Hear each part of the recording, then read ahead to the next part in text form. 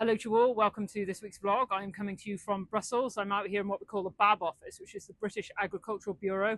So when we left the EU, we retained membership as NFU of an organisation called COPA, which is a gathering of all the different farming representatives from across the EU.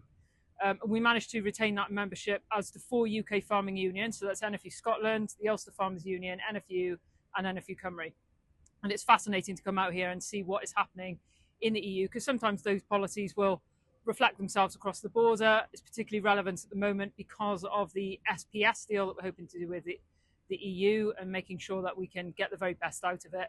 It's also particularly relevant at the moment because of the conflict with the Middle East. It's been really interesting this morning to get a report from COPA about what preparedness is happening over here. I think it's fair to say that it feels a lot more prepared in the EU than it does back home.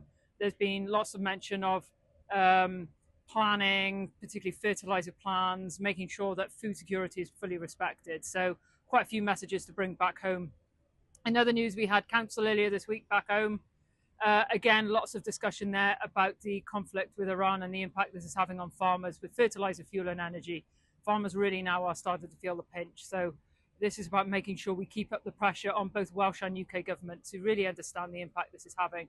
And then finally, I just want to mention that last weekend I hosted the Wales YFC Field Day. Absolutely fantastic day. It was so great to see my farm buzzing with all of these YFC young farmers from right across Wales, participating to an incredible level in all of the different disciplines, whether stock judging, we had auctioneering, we had fencing, whatever it was.